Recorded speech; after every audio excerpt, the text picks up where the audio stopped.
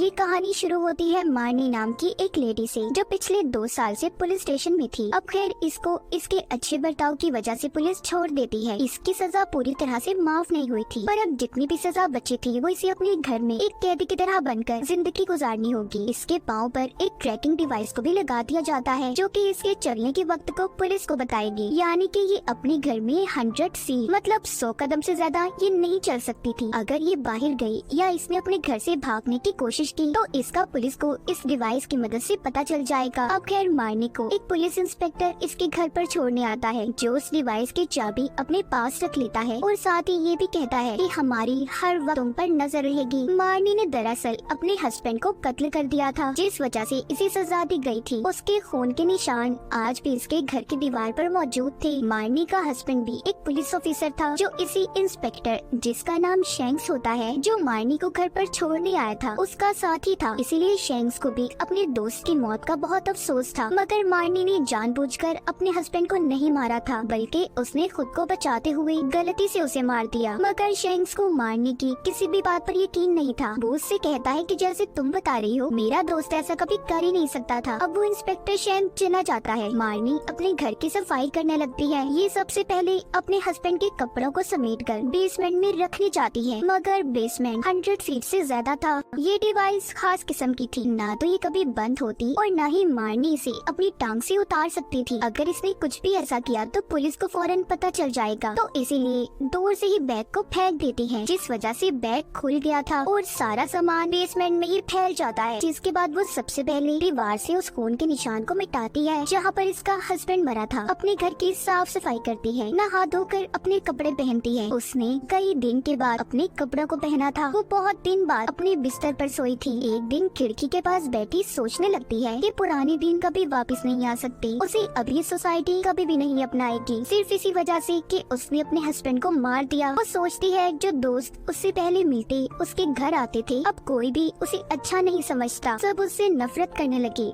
उसे इग्नोर कर रहे हैं। उसी रात मार्नी के साथ अजीब अजीब हादसे होने लगते हैं। कभी उसके पास पड़ी मोमबत्तियाँ हवा से जलती या बुझ जाती। उसे अपने ही घर से किसी के चलने की आहट महसूस होती है। जब ये जाकर देखती है तो बाहर एक आदमी था, जो पिछले 1 साल से इसके घर के बेसमेंट में रह रहा था। खैर वो मार्नी से डरकर वहाँ से चला जाता है। अगली सुबह दिन के उजाले में मार्नी के साथ कुछ भी नहीं होता। वो बहुत अच्छे से पूरा दिन गुजारती है। अब वो घर की ग्रोसरी, खाने पकाने के सामान को बाहर लेने नहीं जा सकती थी, तो इसीलिए फोन पर ही ऑर्डर देकर उसने किचन के सामान को मंगवा लिया था। मार्नी को सामान देने जॉय नाम का एक लड़का आता है, जो कहता है आज से मैं ही आपको सारा सामान देने आऊंगा। एक रात सिगरेट जलाने के लिए लाइटर को जलाती है। अचानक से उसके सामने एक खौफनाक चेहरा आता है, जो किसी और का नहीं बल्कि उसके हस्बैंड का था, जिसे देखकर वो डर जाती है। बेड से नीचे गिर गई थी। वो बाहर जाने के लिए दरवाजे की तरफ भागती है, मगर अचानक से उसे याद आता है कि वो तो अपने घर से बाहर जा ही नहीं सकती। अगर उसने ऐसा किया तो पुलिस उसे पूरे 10 साल के लिए गिरफ्तार कर लेगी। अब उसके हस्बैंड की आत्मा उसकी तरफ आहिस्ता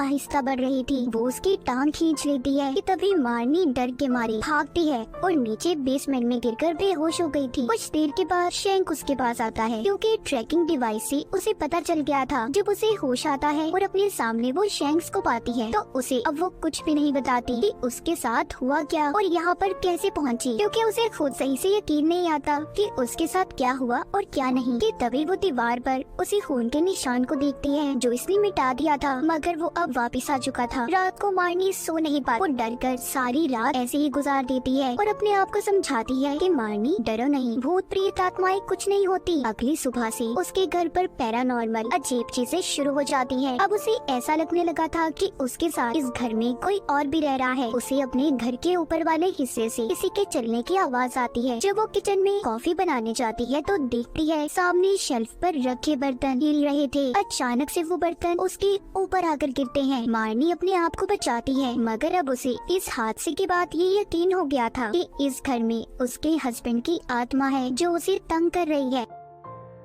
मारनी बहादुरी से उसका मुकाबला करती है और कहती है कि मैं यहाँ से कहीं नहीं जाऊंगी, ये मेरा भी घर है। ऐसे ही कुछ दिन गुजर जाते हैं। अब तो मारनी के हस्बैंड की आत्मा उसे दिन में भी तंग करने लगी थी। शैंक जो कि बाहर बैठा मारनी के घर पर नजर तो रखता था, मगर उसे इस बारे में कुछ भी नहीं पता था कि उसके घर के अंदर आखिर हो क्या रहा है। इन सब के बीच मारनी का एक अच्छा दोस्त था जॉय, जो उसके घर पर चीजें देने आता था। उन दोनों की अच्छी दोस्ती हो जाती है। एक दिन वो उसे अपने हस्बैंड के बारे में बताती है। कहती है दुनिया के सामने तो वो मेरे साथ बहुत अच्छा था, पर अकेले में वो मुझे शराब के नशे में मारता और बहुत जुल्म करता था। मैंने कई बार पुलिस में शिकायत भी की, पर ना तो किसी ने मेरे ऊपर यकीन किया और ना ही पुलिस को कोई सबूत मिला, क्योंकि वो मुझे ऐसे मारता था कि मेरे जिस्म पर निशान ही नहीं होते थे। एक रात जब वो मुझे चाकू से डरा रहा था, तब मैंने खुद को बचाने के लिए चाकू उसी को मार दिया, जिससे उसकी मौत हो गई। सारी बातें सुनकर जॉय कहता है कोई तुम पर यकीन करे ना करे, पर मैं करता हूँ, क्योंकि जॉय अब उसे पसंद करने लगा था। अब वो जॉय से भूत प्रेत आत्माओं के बारे में जानने के लिए बहुत सी किताबें मंगवाती है। वो किताबें पढ़कर उसे पता चलता है कि सबसे पहले उस आत्मा की चीजों को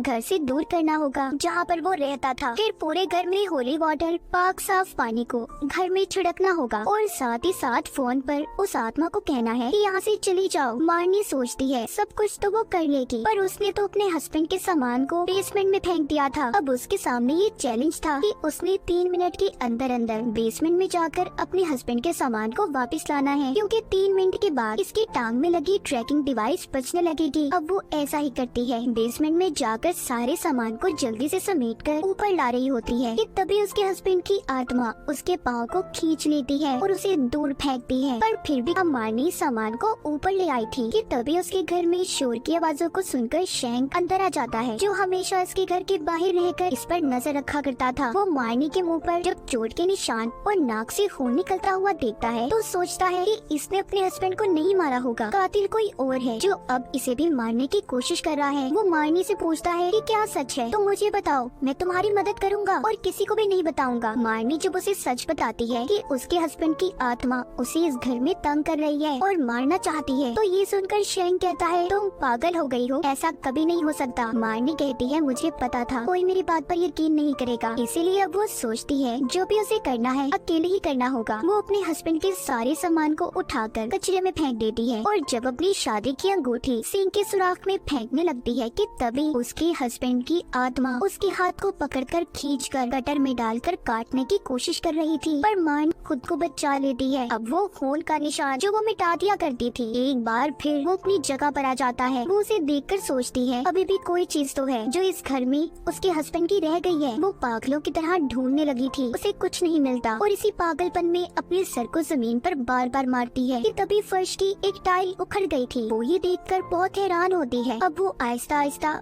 आधी टाइल्स को भी उखाड़ देती है, जिसके नीचे से उसे पैसों से भरा थैला मिलता है, जिसे देखकर वो कहती है ओह, तो ये सामान था जो मेरे हस्बैंड का अभी भी इस घर में मौजूद है। पैसे देखकर वो सोचती है कि अब उसे इन पैसों का क्या करना चाहिए। काफी सोचने के बाद वो ये फैसला करती है कि इन पैसों को वो चर्च में दे देगी। अब वो फादर को बुलाकर पैसों को दे देती है और साथ ही ये भी कहती है कि वो उसके घर को रिचुअल जादू करके जो भी चीज यहाँ पर मौजूद है उसे भगा दे। पर फादर ऐसा करने से मना कर देते हैं, क्योंकि उन्हें भी एहसास हो गया था कि इधर ताकतवर आत्मा का राज है जो कि वो कंट्रोल नहीं कर सकते। अब खैर उनके जाने के बाद मारनी खुद सारे रिचुअल पूरे करती है और अपने हस्बैंड की आत्मा से कहती है कि यहाँ से चली जाओ, मगर उसे भगाना इतना आसान काम नहीं था। वो फिर से मारनी को तंग करती, बालों से पकड़कर खींचकर दूर ले जाती है और उसका सर दीवार में देकर मारती है। तभी मारनी उससे पूछती है कि तुम्हें क्या चाहिए। वो आत्मा उसी के खून से दीवार पर यू बनाती है, मतलब उसे मारनी चाहिए थी। उसके हस्बैंड की आत्मा अपनी मौत का बदला लेने आई थी। वो यहाँ से भागने की भी कोशिश करती है, मगर उसके हस्बैंड की आत्मा ऐसा भी नहीं होने देती। उसने घर के सभी खिड़कियों दरवाजों को बंद कर दिया था। घर से सारे फर्नीचर को उठाकर मारनी को मारती है। उस आत्मा ने कीलों से भी उसे मारने की कोशिश की थी, मगर उसके हस्बैंड की आत्मा उसे जान से नहीं मारती। घर सारा तहस नहस हो चुका था। मारनी भी अब घर में अकेली और डरी हुई थी, इसीलिए वो वक्त गुजारने के लिए जॉय को कॉल करती है। कुछ देर के बाद वो भी काफी एक्साइटेड और जोश हो गया था। अब वो मारनी के घर आना चाहता था और थोड़ी देर में वो उसके पास भी आ जाता है। ये सारी रात इकट्ठे गुजारते हैं। जब सुबह होती है तो मारनी बहुत खुश थी, इसके हस्बैंड की आत्मा को अब गुस्सा आ गया था। वो जॉय को पकड़कर दीवार में देकर मारता है। वो आत्मा उसे इतनी जोर से मारती है कि उसकी नाक और मुंह से खून आने लगा था। उस आत्मा ने उसके हाथ पैर भी तोड़ दिए थे। जॉय को बहुत ही भयानक मौत मिलती है। सब कुछ मारनी की आंखों के सामने हो रहा था, मगर वो कुछ भी नहीं कर पाती, क्योंकि जब वो जॉय को बचाने की कोशिश करती है तो उसके हस्बैंड की आत्मा उसे भी दूर देकर फेंकती है। अब जॉय की लाश उसके सामने थी और उसके हस्बैंड की आत्मा भी, जिसको वो अब देख पा रही थी। मारने की हाथ पैर कांपने लगते हैं। वो बहुत डर जाती है। अब सबसे पहले वो बाथरूम में जाकर अपने आप को जैसे तैसे साफ करती है कि तभी दरवाजे पर शैंक भी आ जाता है, क्योंकि उसने कल रात जॉय को आते हुए देखा था। वो अब मारने को दरवाजा खोलने का कहता है। वो शैंक को देखकर बहुत ज्यादा डर गई थी और सोचती है कि अब वो क्या करे। फिर सबसे पहले वो जॉय की लाश को छुपाती है, क्योंकि वो जानती थी कि शैंक्स उसकी बातों पर यकीन नहीं करेगा कि जॉय को उसके हस्बैंड की आत्मा ने मारा है। वो जॉय की लाश को टाइल्स के नीचे ही छुपा देती है। फिर वहाँ से शर्ट से खून को साफ करके उसे भी अंदर डाल देती है। तभी शैंक भी अंदर आ गया था। मारनी उसे बातों में उलझाकर जल्द अज जल्द वहाँ से भेजना चाहती थी, क्योंकि ऊपर वाले कमरे में जिन टाइल्स के नीचे उसने लाश को छुपाया था, उसी सीलिंग के नीचे शैंक खड़ा था। लाश कभी भी उस सीलिंग से उसके ऊपर गिर सकती थी। तभी ऐसा ही होता है। जॉय की लाश जब शैंक पर गिरती है तो अब उसे लग रहा था कि मारनी ने जॉय को भी मार दिया, जैसे उसने अपने हस्बैंड को मारा था। वो अब उसे इसी बात पर गिरफ्तार कर लेता है। मारनी शैंक को अपनी सफाई में कुछ भी नहीं कहती, क्योंकि वो भी अब इस घर से जाना चाहती थी। अब जब शैंक उसे ले जा रहा था तो वो देखता है मारनी के हस्बैंड की आत्मा उसे उठाकर दूर पटक कर मारती है। शैंक को समझ पाता उसके साथ भी यही सब होता है। वो आत्मा उसे भी दूर फेंकती है। शैंक ने पहली बार अपने सामने मारनी के हस्बैंड की आत्मा को देखा था। वो भी जब उस आत्मा को रोकने की कोशिश करता है तो उसकी ताकत के आगे टिक नहीं पाता। उसने पूरे घर में आग लगा दी थी। आत्मा मारनी और शैंक को उठाकर बेसमेंट में फेंक देती है। सर में चोट लगने की वजह से शैंक बेहोश हो गया था। मारनी उसे होश में लाने की कोशिश भी करती है, मगर नहीं ला पाती। घर में आग भी फैल चुकी थी। बेसमेंट का दरवाजा भी बंद हो जाता है। अब मारनी सबसे पहले शैंक की जेब से चाबी निकालकर अपनी डिवाइस को खोलती है और फिर अपने हाथों की हथकड़ी को। फिर वो वेंटिलेशन की तरफ भागती है। उसे खोलकर वो बाहर निकल गई थी। फिर वो दोबारा से वापस जाकर शैंक को भी बचाकर बाहर ले आती है। लेकिन जब वो खुद निकल रही थी तो पीछे से दोबारा उसके हस्बैंड की आत्मा उसे पकड़ लेती है। वो इसे आग में जलाकर मारना चाहती थी। तभी मारनी उसके मुंह पर अपनी शादी की अंगूठी देकर मारती है और कहती है इट्स ओवर नाउ, अब सब कुछ खत्म हो गया है, पीछा छोड़ दो मेरा। तब जाकर उसके हस्बैंड की आत्मा ने उसका पीछा छोड़ दिया था। वो हमेशा हमेशा के लिए गायब हो गई थी। मतलब कि आखिरी चीज उसकी वो अंगूठी थी। शैंक और मारनी बचकर बाहर आ गए थे। उसका घर जलकर खाक हो जाता है। अब शैंक भी क्योंकि सारा सच जान चुका था, वो मारनी से कहता है कि यहाँ से भागो, चली जाओ, मैं सब कुछ संभाल लूंगा। मारनी भी यही करती है। वो वहाँ से चली गई थी। उसने इस शहर को छोड़ दिया था। अब उसे नए नाम और शिनाख्त के साथ रहना था, क्योंकि अगले दिन अखबार में यही खबर छपती है कि मारनी के घर में आग लग गई और वो भी उसमें जलकर मर गई। अब मारनी के पीछे ना तो कोई पुलिस थी और ना ही कोई केस। वो आजाद हो जाती है और अपनी नई जिंदगी का आगाज करती है। और इसी के साथ इस फिल्म की कहानी भी यहीं पर खत्म हो जाती है। ये कहानी शुरू होती है मारनी नाम की एक लेडी से, जो पिछले 2 साल से पुलिस स्टेशन